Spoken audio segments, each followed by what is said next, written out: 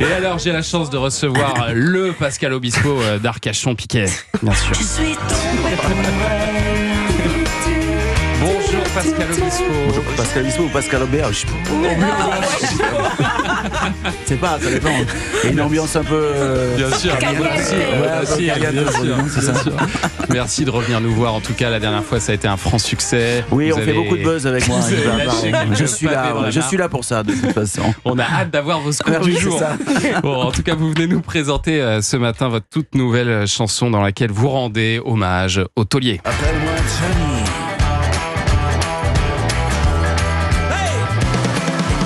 Appelle-moi Johnny, comme ça, comme un copain. Appelle-moi Johnny, c'est ce qu'il vous a dit rapidement quand vous l'avez rencontré, c'est ça? C'est la première chose une des premières choses qu'il m'a dit, effectivement. Vous saviez pas comment l'appeler? On ne sait pas comment on s'adresse à Johnny quand on le rencontre pour la première fois. Monsieur Hallyday. Est-ce que c'est monsieur Hallyday? Est-ce que c'est Jean-Philippe? Donc voilà, c'est une des premières phrases, effectivement. Donc j'ai voulu. Il vous l'a dit comment? Appelle-moi Johnny. J'aime bien. J'ai pas la voix et personne n'aura jamais la voix de Johnny. Évidemment. Personne Et n'égalera vous allez jamais. nous interpréter cette chanson en live. Un tout à petit l'heure, extrait, vous êtes venu avec votre guitare. On a insisté pour ça, donc on adore. vous avez insisté. Lourdement, vous pouvez le dire. C'est vrai. Mais on aime entendre chanter les chanteurs. Qu'est-ce que vous voulez? C'est mieux. Surtout quand ils jouent d'un instrument, c'est mieux. Voilà. Et vous avez forcément tous les le cas talents. toujours en ce moment, on sait jamais, mais j'ai pas l'impression. Allez, les révélations. Non, qu'est-ce qu'il y a? On est là pour faire des. Non, moi j'aime bien de temps en temps. Vous pensez à qui, par exemple? Non, parce que là, c'était un petit caillou. Non, mais c'est pour ma voyez pas. légende. J'ai besoin. Je me suis dit, on va faire comme ça à chaque fois. Non, attendez un peu, l'émission commence. Oui, ça. Et alors, cette chanson, elle est sortie dimanche, jour de l'anniversaire de Johnny, qui aurait eu 82 ans. Il est parti il y a 8 ans déjà. Et vous dites dans cette chanson qu'il vous manque comme un frère. Vous y pensez tous les jours à Johnny?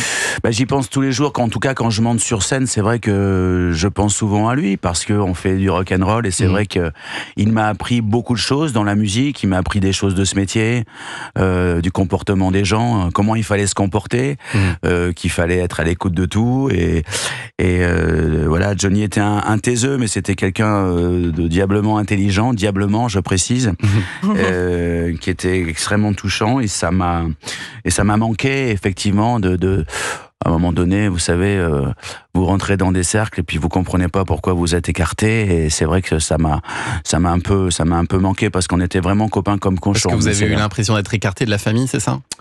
Après son décès. De lui, voilà, pas de lui. Non, mais c'est comme ça que, oui, ça s'est passé comme ça. Et moi, j'ai toujours été avec Laura. On a tissé une amitié depuis très longtemps. En plus, elle habite au Cap-Ferret. Et David aussi. Moi, j'ai rapidement choisi mon camp parce que je suis un papa et c'est vrai que il est hors de question pour moi que mon fils ne soit pas, respecté parce qu'il a été quelqu'un d'important dans ma vie. Et c'est vrai que j'étais choqué de tout ce qui s'est passé il y a 7 ans, mais bon, bref, c'est comme ça, c'est la vie. Je suis resté proche de David et Laura. Et il y a une raison particulière, parce qu'on ne comprend pas très bien pourquoi vous auriez été comme ça écarté ou rayé de la carte. J'ai vu je ne parlerai qu'en présence de mon avocat. Faites venir l'avocat. Bon, écoutez, je sais pas, moi, j'ai pas envie de faire de polémique, vous savez, j'aime pas dire du mal des gens. Mais non, mais l'important, c'est de faire de la musique et de se souvenir de Johnny et de toujours en parler. Il est toujours là, il manque profondément aux Français. C'est vrai. On ne l'a pas remplacé. Non. Beaucoup cherchent un peu à remplacer Johnny. On voit, les Stades de France, etc. Ils en ont fait 2, ils en ont fait 3. On s'en fout. L'important, c'est que sa voix est unique. Le lien qu'il avait avec les Français était unique. Il a touché à peu près 5 générations. Nos arrière-grands-parents, nos grands-parents, enfin bref. C'est incroyable cette carrière. Et c'est absolument incroyable de cette pérennité. Et c'est vrai que l'année dernière, j'avais envie, parce que je vais sortir un disque héritage dans quelques mois, et j'avais envie de lui rendre hommage, parce que j'avais fait cet album en 97 avec Allumer le feu, avec ma camarade Zazie, et c'est vrai que j'avais envie dans cet album de pouvoir marquer un petit peu toutes les personnes qui m'ont inspiré, et lui vraiment c'était une très très grande inspiration. Et moi j'étais petit quand je suis arrivé, enfin j'avais 32 ballets, mais quand vous êtes avec Johnny pour la première fois et qui vous fait... Il en avait quoi, 54 je crois, c'est ça, 56, un truc comme ça. Quand il vous a proposé de faire cet album. Ouais, enfin bon, le seul truc c'est que c'est moi qui avais 50 ballets, c'est lui qui avait 16 ans. C'était lui le gamin. Oui, bien sûr. Johnny c'est ça, c'est le rock'n'roll, c'est la provocation, c'est la zizanie, mais c'est vraiment... Vous étiez comment, vous étiez très impressionné la première fois que vous l'avez rencontré? Au début j'étais impressionné, jusqu'au moment où il m'a un peu fait chier, il a fallu que je le remette en phase. Vous pouviez vous permettre ça, de vous engueuler un peu avec non, lui, mais sinon on foutait en l'air un disque. Ah, ça n'avançait pas quoi? Non. Ouais. Donc, parce qu'il bossait pas, non, était pas très... non, c'est pas ça. C'est parce qu'en fait, il avait l'habitude d'avoir des gens qui lui disaient... C'est génial. Oui, et puis qui allait dans un sens qui n'était pas forcément le meilleur pour le travail. Donc moi j'étais quelqu'un qui balançait des vérités, et j'étais surtout sincère et honnête. Voilà, moi je suis comme ça. Enfin vous me voyez, on se croise beaucoup. Moi je suis assez cash. Ça passe pas. Et Johnny, il aimait bien quand on lui disait, parce qu'il en avait plein le cul d'avoir des gens autour qui lui montaient quoi.